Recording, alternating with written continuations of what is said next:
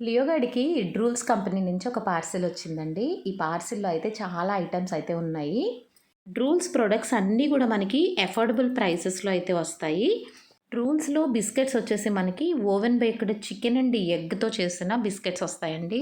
అలాగే ఇందులో మనకి కాల్షియం మిల్క్ బోన్స్ కూడా అవైలబుల్‌గా ఉంటాయి.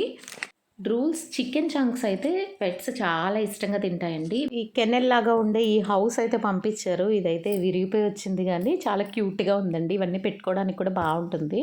ఐటెమ్స్ అన్నీ అందులో పెట్టేయొచ్చనమాట. ఇంకా ఎస్పెషల్లీ ఈ ఐటెమ్ వచ్చేసి ఇది కాల్షియం అండి. పెట్స్‌కి చాలా చాలా ఇంపార్టెంట్. లియో ఫస్ట్ టైము వేరే ఫుడ్ తినడం నేను చూసానండి. ఇన్ని సంవత్సరాల్లో వాడు తినేది తప్పించి వేరే ఫుడ్ అసలు ఎప్పుడు ముట్టుకోడు. అలాంటిది ఆ కాల్షియమ్స్ మాత్రం చాలా ఇష్టంగా తిన్నాడు.